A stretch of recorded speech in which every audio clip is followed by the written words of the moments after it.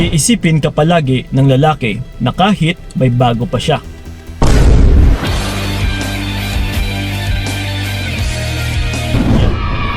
Ito mga utol, kung gusto mo talagang ikaw pa rin ang iisipin ng ex mo or ng partner mo man na lalaki na kahit meron na siyang bago, no? So yan po ang tatalakayin natin sa video na ito. Which is, sa totoo lang, ang dami po talagang nababaliwala eh. Lalong-lalo na kapag meron na siyang bagong binibigyan ng atensyon, no, yung partner mo or yung ex mo. So ngayon ikaw na iniwan is mababaliwala ka. Pero meron po kasi tayong technique dyan na para instead na mababaliwala ka sa ngayon ay hahantong at saka hahantong na ikaw at ikaw na naman yung iisip-isipin ng lalaking yon na kahit meron pa siyang bago. Okay, so ano nga ba yung gagawin natin? Ito, diretsahang sagot.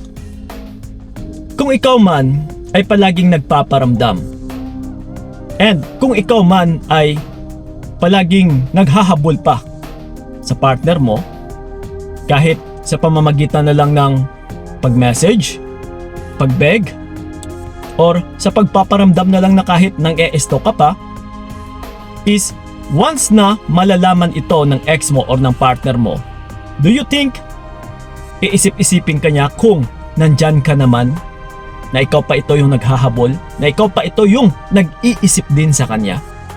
Syempre hindi, di ba? Kaya dito po pumapasok yung ina-advise namin na no contact rule, yung NCR. Kasi paano ka mamimiss or iisip-isipin ng lalaking yon kung ikaw mismo ay palagi kang kumokontak, palagi kang nagre-reach out, palagi kang nagpaparamdam? Di ba hindi? Subukan nyo pong i-apply ito sa inyong sarili. Mag-mirroring method tayo.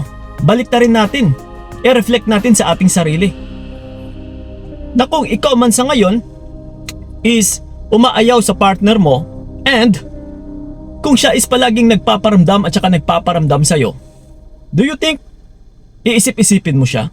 Do you think mamimiss mo siya? Syempre hindi. Mas lalo mo siyang mae-echopera.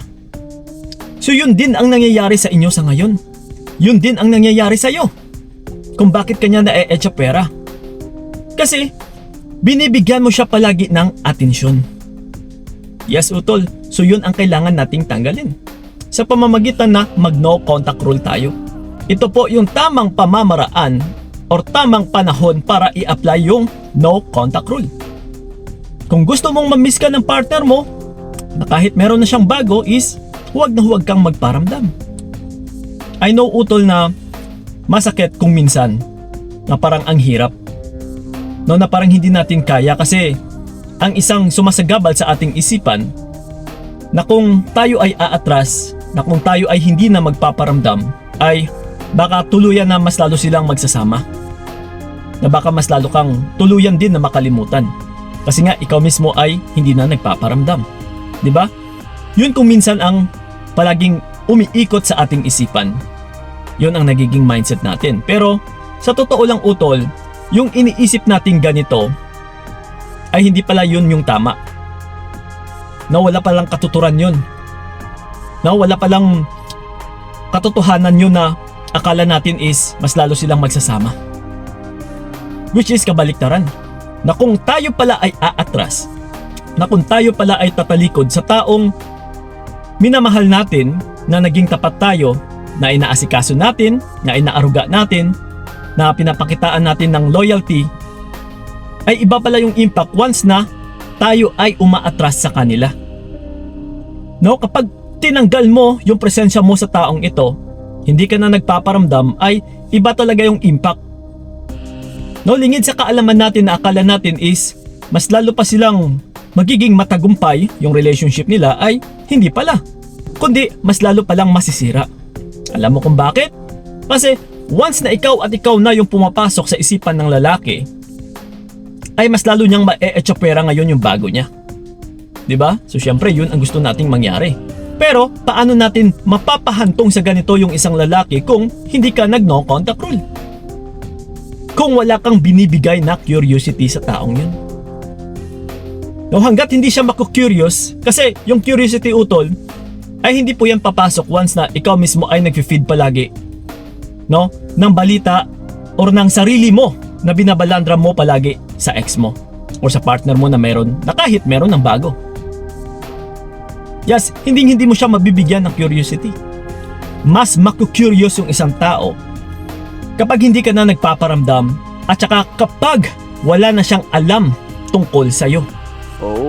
So kaya mag-ingat din tayo.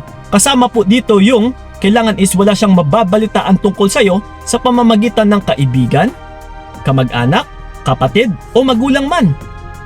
No, dito kasi papasok din si curiosity.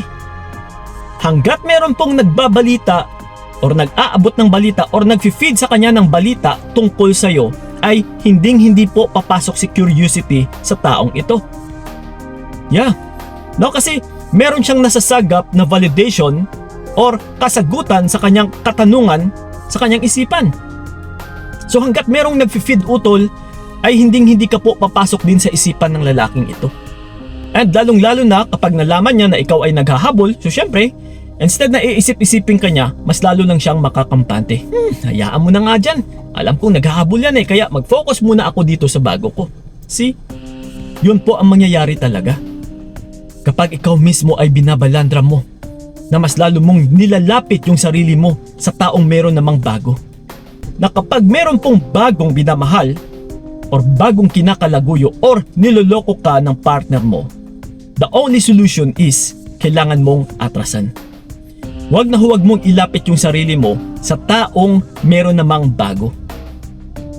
It's a sign utol na hindi ka minamahal ng taong ito. Kasi hindi niya man lang nararamdaman no kung ano yung mafe-feel mo once na ikaw ay niloko.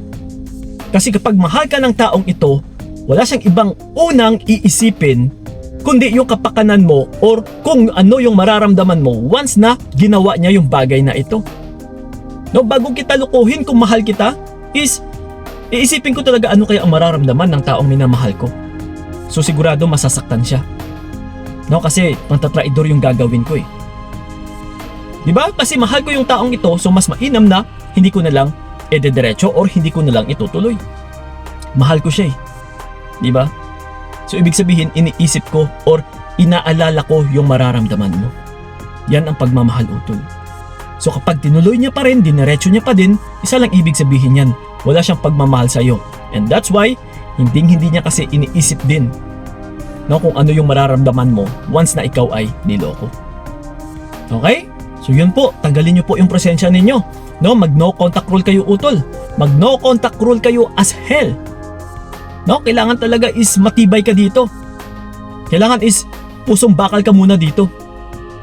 No, kasi kung mahina ka and parang sunod-sunuran ka lang, no, parang malambot ka, masyado kang mahina, ay hindi mo mapagtagumpayan na may isip or iisip-isipin ka ng tao or ng partner mo na kahit meron na siyang bago. So kung ito yung goal mo, kailangan mo munang maging matigas dito. No, gawin mo yung no contact rule utol. No, magmatigas ka, kahit mag-reach out man siya, huwag mong sirain yung no contact rule mo. The more kasi na nagre-reach out siya at saka the more na hindi ka nagpaparamdam ay the more din itong mababaliw. Mas lalo po yang mababalisa. Nakuha yung ibig kong sabihin? So yun po ang tanging pinaka-teknik natin or mabisang pamamaraan para iisip-isipin ka ng tao, ng partner mo na kahit meron na siyang bago. Tandaan ninyo, hahantong ito na mas lalo niyang i-echapwera yung bago niya once na wala na siyang mababalitaan sa'yo. Kasi once na naku-curious na yung isang tao, wala nang ibang umiikot sa kanyang isipan kundi ikaw at ikaw at ikaw. So ngayon, wala siyang ibang gagawin, i-echapwera niya yung bago niya and hahanapin niya yung kasagutan na umiikot na katanungan sa kanyang isipan. So ayaw mo ba nun? So please, gawin nyo talaga yung no contact rule as hell. Okay? So yun lang po. Sana'y naunawaan ninyo at saka sana'y nakatulong yung video na ito. Maraming salamat. So ingat kayo. God bless and babush!